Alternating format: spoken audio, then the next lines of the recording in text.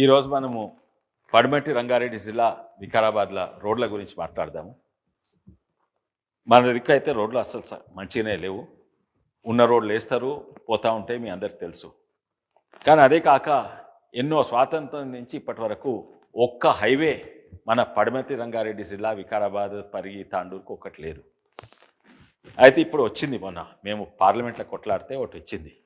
అప్పుడు నేను పార్లమెంట్ ఉన్నప్పుడు నేను జితేందర్ రెడ్డి గారు, బుర్ర నరసయ్య గౌడ్ గారు ఎన్నో హైవేలు బీజేపీ ప్రభుత్వం మనకి శాంక్షన్ చేసింది.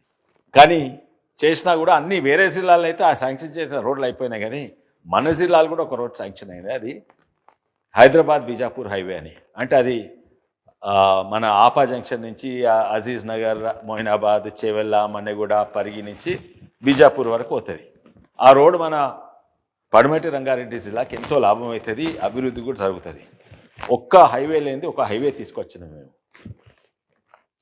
దాన్ని ఇప్పటి వరకు కంప్లీట్ కాలేదు, వేరే హైవేలు కంప్లీట్ అయినాయి. దాని ఇంకో పెద్ద కథ ఉన్నది.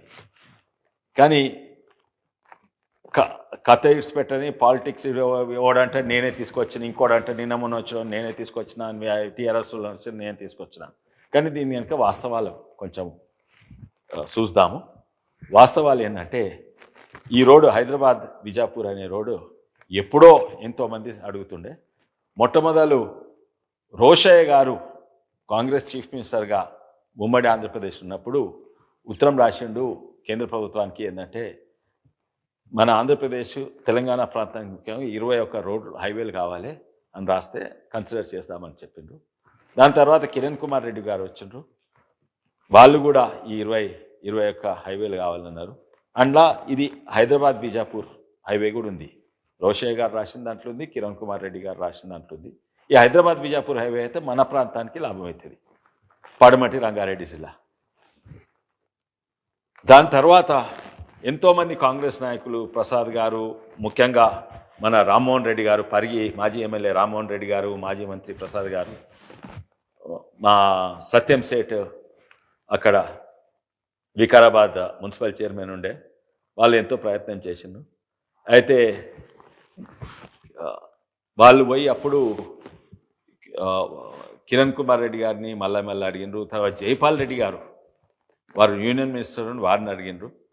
అయితే జైపాల్ రెడ్డి గారు రాసుకుంటా, ఇది రామ్మోహన్ రెడ్డి గారు ప్రత్యేకంగా అడిగినని రాసుకుంటా ఆస్కర్ ఫర్నాండిస్ గారికి ఉత్తరం రాసిండ్రు. అప్పుడు ఆస్కర్ ఫర్నాండిస్ అప్రోచ్ చేసిండ్రు. అంటే ఈ బిజాపూర్ హైవే నేను పార్లమెంట్ అడిగినందుకు రాలేదు, నాకంటే ముందే కాంగ్రెస్ ప్రభుత్వంలో ఎంతో ప్రయత్నాలు జరిగినాయి. మేము మళ్ళీ బాగా ప్రయత్నం చేసినాం. ఆ ప్రభుత్వం మారింది, కేంద్ర ప్రభుత్వం మారింది, రాష్ట్ర ప్రభుత్వం మారింది, మేము ఎంపీగా అయినాము. కానీ ఈ బీజాపూర్ హైవే అసలు నిజంగా శాంక్షన్ అయింది 2017లో మేము ఎంపీలు ఉన్నప్పుడు. ఏపీ జితేందర్ రెడ్డి గారు, బుర్ర నరసయ్య గౌడ్ గారు, కొత్త ప్రభాకర్ రెడ్డి గారు, బీవీ పటేల్, నేను అప్పుడు శాంక్షన్ అయింది. అప్పుడు క్లియర్ అయినట్టు మేము ఉన్నప్పుడే 2017లో శాంక్షన్ చేసినాక పని కావాలి కదా. వేరే జిల్లాల హైవేలు అయినాయి కానీ ఈ జిల్లాలో హైవే కాలేదు. ఎందుకు కాలేదని కొన్ని కారణాలు చూద్దాం. ముఖ్యంగా ఏంటంటే నేషనల్ హైవేస్ వాళ్ళే కాంట్రాక్ట్ ఇస్తారు. ఏదైతే 4 లేన్ హైవేస్ పెద్దగా ఉన్నాయో వాళ్ళ స్టాండర్డ్స్ ప్రకారంగా మంచి క్వాలిటీ చేస్తారు, నున్నగా లెవెల్గా చేస్తారు, వాళ్ళ స్టాండర్డ్స్ ఏవే ఉంటాయి.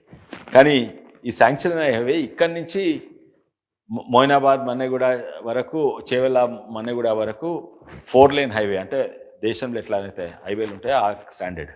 కానీ మన్నెగూడ నుంచి ఇది అంత ట్రాఫిక్ తక్కువ ఉంటుంది. ఎందుకంటే మన్నెగూడ వరకు బిజాపూర్ ట్రాఫికే కాదు, వికారాబాద్, తాండూరు ఆ ట్రాఫిక్ కూడా ఇట్లా ఏమవుతుంది. అయితే అక్కడ వరకు 4 లేన్ హైవే. దాని తర్వాత 3 లేన్ల హైవే. 3 లేన్ల హైవే ఏమో స్టేట్ గవర్నమెంట్కే కేంద్ర ప్రభుత్వం పైసలు ఇచ్చి మీరు కట్టుకోండి అని చెప్పిండ్రు. మీరే కాంట్రాక్ట్లు ఇచ్చుకోండి. అయితే కేంద్ర ప్రభుత్వం పైసలు తీసుకొని మన రాష్ట్ర ప్రభుత్వం కాంట్రాక్ట్లు ఇచ్చేసి దబదబ చేసేసింది. ఇప్పుడు దాదాపు 90% అది అయిపోయినట్టే. కానీ ఇదెందుకు చేయలేదు?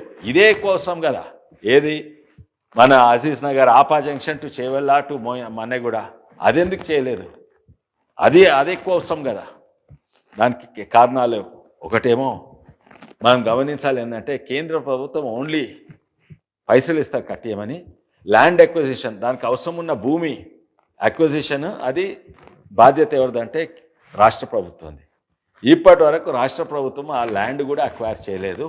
ఈ అలైన్మెంట్స్ కూడా చక్కగా సర్వేలు చేసి చేయలేదు.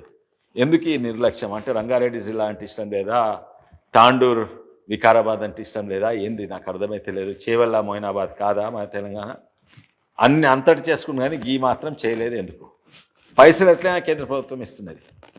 ఇప్పటి వరకు ఆ హైవే మొదలు కూడా కాలేదు. ఇక్కడ ఆపా జంక్షన్, అజీజ్ నగర్, మొయినాబాద్, చేవెళ్ళ, మన్నెగూడ నుంచి హైవే స్టార్టే కాలేదు. ఈ నిర్లక్ష్యం ఎందుకు? దీనికి కారణాలు ఎన్నో ఉన్నాయి, ఆ తర్వాత మాట్లాడతాం. కానీ ఈ రోడ్డు గురించి కొంచెం వివరంగా మాట్లాడదాము, అర్థం చేసుకుందాము. ఇది హైదరాబాద్ చేవెళ్ళ వికారాబాద్ రోడ్. ఇది వెనకట నిజాం కట్టింది, దాన్నే వెడల్పు చేసుకుంటా వస్తుంది. ఇది రిచ్ లైన్ రోడ్, వంకర్ తింకర్ ఉంటుంది. దాన్ని ఇప్పుడు హైవే చేసుకున్నారు. ఇగో రోడ్ పెద్ద అయింది, ఇంకా ఎక్కువ వస్తుంది. దీంట్లో ఎన్నో యాక్సిడెంట్లు అవుతాయి. ఇది చూడు, రైట్ టర్న్, మళ్ళీ లెఫ్ట్ టర్న్, మళ్ళీ లెఫ్ట్ టర్న్. ఈ కర్వ్స్ అనే హైవే మీద కర్వ్స్ అయితే ఇవాళ రేపు కార్లు మొట్ల చాలా స్పీడ్గా పోతున్నాయి. ఎవ్రీ ఇయర్ 100-200 మెంబర్స్ చచ్చిపోతుంది దీని మీద. హైవే అంటే స్ట్రైట్గా ఉండాలి, కానీ ఇది వెనకట రిచ్ లైన్ రోడ్. మళ్ళీ రైట్ టర్న్ పోతున్నది చూడండి. దీని పంట అన్ని మర్రి చెట్లు ఉండేది, ఇప్పుడు అన్ని కొట్టేసినట్టున్నది. ఇంకా దీన్ని వెడల్పు చేసి ఉన్నాయి కూడా పోతాయి ఒక మర్రి చెట్లు. రైట్ టర్న్ ఇక వెడల్పు చేసిండ్రు. యాక్సిడెంట్లు ఎక్కువైతున్నాయని టర్నింగ్స్ దగ్గర వెడల్పు చేస్తే ఇంకా ఎక్కువైతున్నాయి. ఎందుకంటే వెడల్పు చేసినందుకు ఇంకా ఫాస్ట్ పోతున్నారు. చరిత్ర ఏంటంటే ఈ రోడ్ వెనకట్స్ ఉండే మన హైదరాబాద్ నుంచి వికారాబాద్ వరకు అది నిజాం సర్కార్ కట్టించిండు. అది ఒక్కటే మంచి రోడ్డు ఉండేది. ఒకటే ఎండాకాలం వస్తే నిజాం సర్కార్ అనంతగిరి గుట్ట ఆయన గెస్ట్ హౌస్ ఉండేది, అక్కడ చల్లగా ఉంటుందని అక్కడికి పోయేది. అయితే దాని రోడ్డు మంచిగా వేసుకున్నాడు.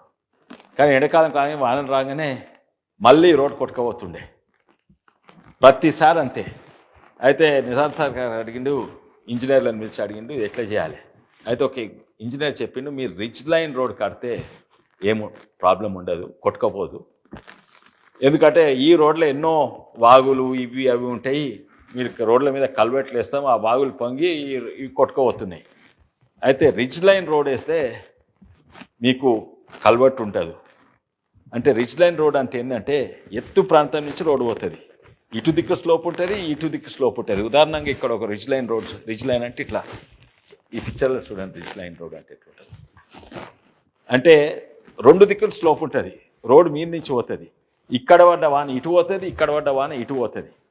అయితే రిచ్ లైన్ రోడ్ కట్టండి. కానీ ఆ రిచ్ లైన్ రోడ్ కడితే చక్కగా రోడ్ వేయరాదు. అది ఇట్లా ఇట్లా రిచ్ లైన్ ఎట్లా పోతుంది అట్లా పోవాలి. అందుకే మీకు తెలుసో తెలియదో మన చేవెళ్ళ వరకు రోడ్ ఎట్లుంటుందో వంకర్ తింకర్ ఉంటుంది, ఎన్నో యాక్సిడెంట్లు అవుతాయి.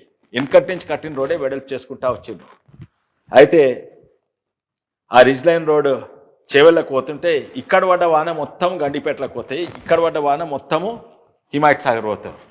అండ్ అది ఒకటే ఒక రోడ్ బహుశా తెలంగాణ ఉండొచ్చు, రిచ్ లైన్ రోడ్ ఇంకా వాడుతున్నారు. ఎందుకంటే ఇటువాని ఇటు అయింది, ఇటువాని ఇటు పోతే కింద బ్రిడ్జ్లు కల్వర్ట్లు వాగులు ఉండయి. అయితే మీరు గమనిస్తే మీరు టిప్పుఖాన్ బ్రిడ్జ్ నుంచి చేవెళ్ళకు పోతే ఒక్క కల్వర్ట్ ఉండదు చూడండి. అట్లా అట్లా అట్లా కట్టిండ్రు. అయితే ఎంత వానలు పడ్డా కొట్టుకోవద్దు, ఎందుకంటే రోడ్ కింద నుంచి రోడ్ మీద నుంచి నీళ్ళే పోవు. అప్పుడు వెనకటి సమాన్ చేసి దాన్నే స్వాతంత్రం వచ్చి వెడల్పు చేసుకుంటూ వస్తూ ఉన్నారు.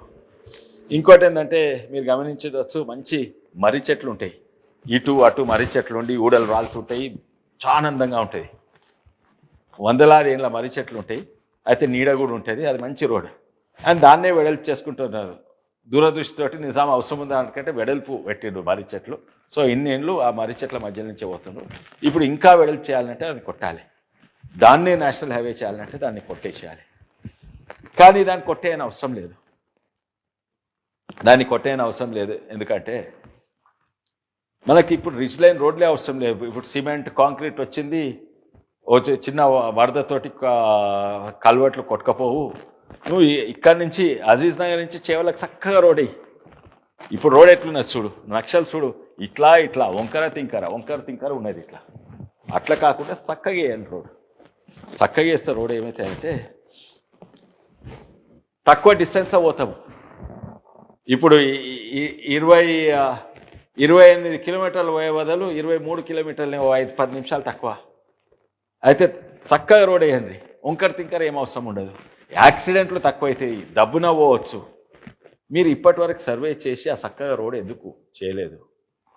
అది ఎన్నో ఆరోపణలు ఉన్నాయి మీ రియల్ ఎస్టేట్ ఇంట్రెస్ట్ అని.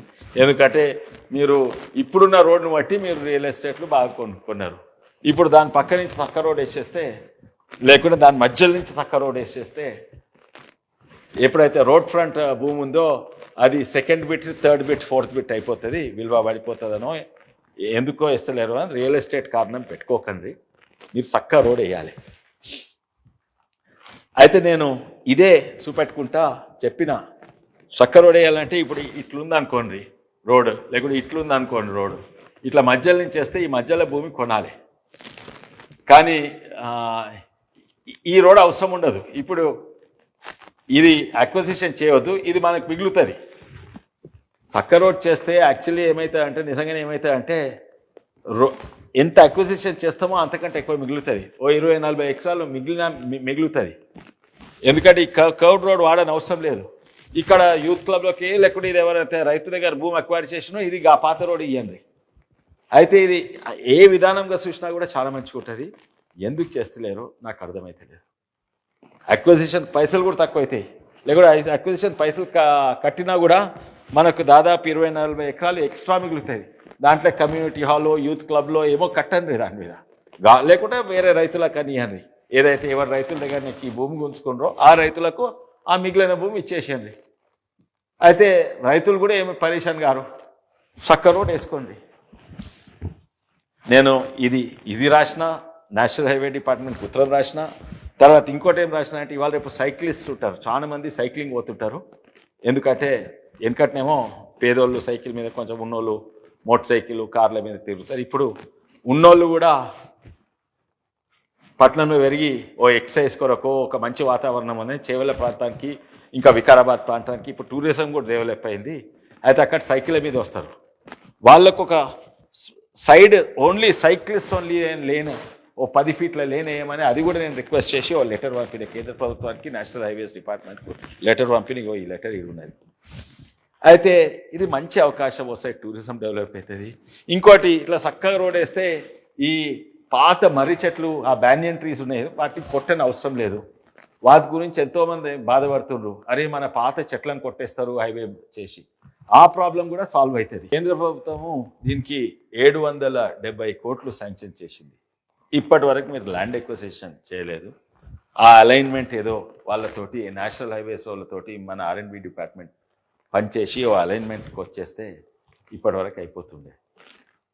ఇప్పటి వరకు మీకు తెలుసో తెలియదు, 200 మంది పిల్లలు చచ్చిపోయినరు మోటార్ సైకిల్ యాక్సిడెంట్లు ఆ రోడ్లో. ఇన్ఫ్యాక్ట్ టీఆర్ఎస్ ప్రభుత్వం ఇది కూడా గమనించాలి. దీనివల్లనే టీఆర్ఎస్ కార్యకర్తలకు ఇన్సూరెన్స్ వచ్చింది.